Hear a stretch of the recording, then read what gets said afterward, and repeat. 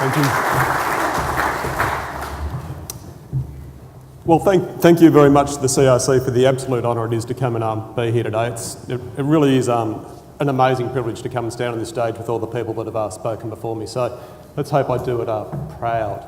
I wanted to rename this talk. I wanted to call it, I said I've changed it back, I wanted to call it, you can't improve it if you don't measure it. And that might have just been because I'd come home from the gym training a few people that I'd trained with there, doing 1 rep maxes, which is something you work out to see how strong you are to work out where you're going. Everything that Lou and Sally have spoken about is measuring stuff to work out where you are, to work out where you're going and going forward. And when the DNA flock profile came along, I got really excited because as a commercial producer, that presented something that I could use on my farm to actually measure where I am right now. So let's have a think about that. The roadmap that I suppose I want to work through here is the roadmap of the talk, but also a roadmap as a commercial producer you need to think about if you're going to implement these two tools. We've heard a lot about breeding objectives, and I'm going to talk a little bit about mine. I'm not going to tell you what they are and bore you with that, but I'm going to talk a little bit about those. It's an important starting point. I reckon it really, you can't get out of bed and you're not allowed to go to a ram sale unless you know what it is, in my opinion. So you need to really know where that is. You need to know where you are now, and that's what the DNA flock profile has done for my business. You need to know where your drivers are taking you, and who are your drivers in your ram team, in your sheep business. They're your rams, they're your boys. They are the real drivers behind that. You don't have very many of them, obviously relative to the girls, so they're the ones really taking you there, and you need to keep a good eye on them on where they're taking you. And then picking the best way forward. It's going to be different for everybody, and yes, Alex, we can debate whether big sheep are more profitable or not, and we can talk about that all day, but at the end of the day, a big sheep in somebody's business might be more profitable for them than a smaller sheep, and it might be the other way around for somebody else. Objectives are different and aims are different, but we need to make sure we know where we're going. Now, it's a bit unclear. There's my breeding objectives, and don't worry, all the geneticists and everything that are in the room. There are a number of them up there. There's 5, I think. Don't worry, I don't use them all. You can't have 5 conflicting breeding objectives. Down the bottom, there's a terminal one. I don't use it anymore. I don't buy any terminal rams, but it's there as an historic measurement, an historic record, I suppose, for me to actually go back to if I want to go and buy terminal rams again in the future to actually have a look at. Up the top, there's a couple of maternal breeding objectives that I've developed.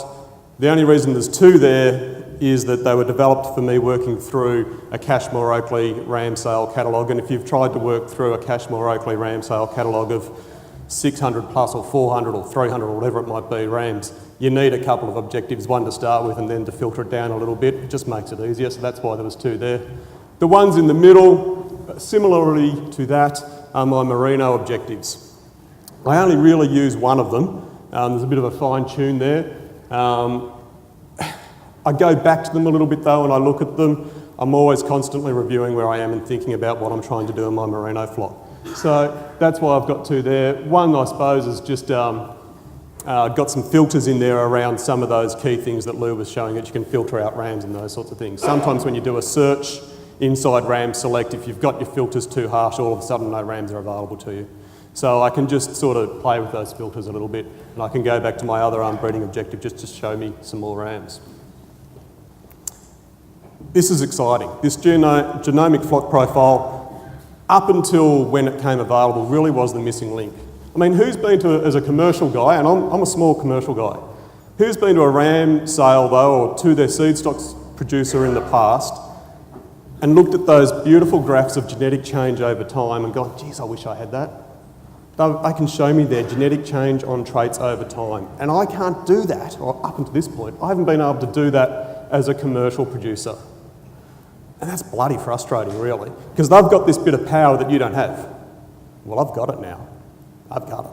These guys gave it to me. The CRC gave me that bit of power as well. And it's pretty cool, because I can actually look at that compared to my RAM team, or I can look compared to theirs, or I can do all sorts of things with it. And I really like that bit of power. It's pretty handy. So instead of just answering the question, oh, where are your rams, or where do you buy your sheep from, I can say, well, actually, I broke something. I can say, you know, I've actually got a profile of where my sheep are. I know where they are. So it's irrelevant where they have been purchased from. It's more relevant of actually what their genomics are telling me and where they are and what they're actually giving me on my flock. So what is it giving me? And look, this is a little bit hard for you to see down the back if you've got ageing eyes or even young ones, but there's a few things in there. This is my flock profile, my genomic flock profile. Let's have a bit of a quick look through it. Fibre diameter. I don't care about fibre diameter. I don't select on it, okay? As long as the rams that I'm breeding are between two figures, that I'm buying, sorry, are between two figures, that's all that matters. That's done, selection done. That figure happens to be around 0 and -1. That's where we are. Fibre diameter coefficient of CV, I never look at it, don't worry about it. Staple length is a bit of importance to me. So I've put a bit of drive on staple length. My flock's a little bit higher. The green's me, the red's the industry average. I'm a little bit higher than the industry average in my flock. Let's come down to something interesting. Early breech wrinkle. I haven't mulesed a sheep on our place since 2007. Okay, so when the shit hit the fan back then, my view was this is going to be an issue obviously at some stage. I don't know when, but clearly this is coming. It's somewhere on the horizon. There's enough cry now for me to actually say, rightio, let's get on the front foot on this. In 2007, my sheep need mulesing, but I'm going to stop. I'm just going to stop. So we stopped in 2007. And then we started doing things. We started selecting animals that were plain. We started looking for studs that were measuring it. And we started looking for animals that had low early breech wrinkle. We still wanted to keep some wool on them though, because we're merino producers. Okay, so we needed to keep a bit of wool in the game. And I had so many people saying to me, Stu, you're knocking wool off, you're knocking wool off, you're knocking wool off. I got a bit sick of it. I didn't really engage with them. The reality was we weren't knocking a hell of a lot of wool off. If we look at yielding clean fleece weight, we're actually still above the industry average. But look where our breech wrinkle is. We're majorly plainer than the average, genetically. Now the beautiful thing about breech wrinkle is that it can be influenced by environment, absolutely, in utero in particular. But in my experience anyway, and it is just my experience, you get your genetics right, it does sort itself out. They plane themselves up pretty quickly. Okay, I will do nothing to them at all. Yes, I've started to do some work on fat and muscle. Gee, I need to do some more work on fat and muscle and carcass. That's a really challenging place as a merino producer, and we need to be keeping pressure back on our seed stock suppliers that we need. Well, we need fat and muscle, and we also need reproduction traits. We need those things to actually help us move forward. So this is where I am. This is a measurement of my 2015 drop lambs. Okay, so that's where I am. I'm due to do it again now.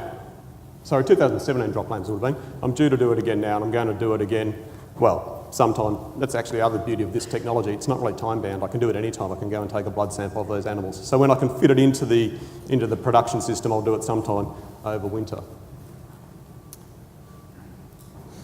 Just having a look at some of that data in a little bit of a different way and a few other figures. I haven't purchased a ram below 7 for yearling weight. I was going to say since, but actually I haven't purchased a ram below 7 for yearling weight. I never have. So my flock average on this is at 4.5. Now that's interesting. It's a little bit lower than 7. So what's that showing me?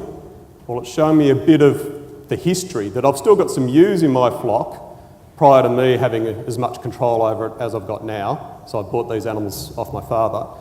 I've got a bit of history in that flock that's actually keeping the yearling weight down potentially. Okay, maybe. 7's bringing it up, and we're heading in the right direction. If we go back, we'll go forward. We'll see that we are going to be heading in the right direction. Just putting into perspective that early breech wrinkle again, we're in the top 15%. Okay, my sheep are plain. Now, just as a measure of how important that is, I had 220 something millimetres of rain on the 13th of December this year in 3 hours. Sometime in January, I can't remember what day it was, I bought a can of fly spray to put in my ute because there were so many freaking flies on our farm in January as a result of that rain that I couldn't open the door on the ute without it filling up with flies. Have I had a heap of fly-struck sheep over summer? No. I've had a few. They're nearly all, I've had no lambs, all ewes that weren't crutched post-lambing.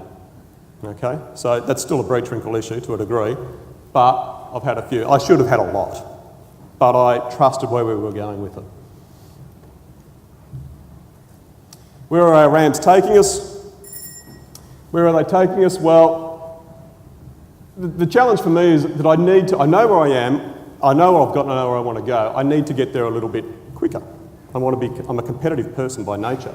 So in sitting down with Tom Grandlease and working out how we go further forward and faster, he said, well, you need to use more powerful RAMs, or you need to use powerful RAMs more. And they're slightly different things. This guy's a powerful RAM. Okay? He's a trait leader in a hell of a lot of traits that are important to me in my breeding objective. He's now being used as an AI sire within my team. So he's getting more lambs on the ground, and he's a greater percentage of my lambs in every drop in the last couple of years. So I'm using a powerful RAM more. Focusing on really key traits, if we look at the top 3 RAMs measured by or assessed by my breeding objective, they've got good yielding weight, good eye muscle depth. I won't sacrifice those. How do we go further forward? Well, we use less lambs, aiming at reducing the cost of my lambs on the ground, not necessarily the cost of my rams, that's a different thing, and possibly maybe in the future breed a few rams out of a nucleus flock. That's how I, as a small commercial producer in northeast Victoria, are using some outstanding technologies to come out of the CRC. Thank you very much.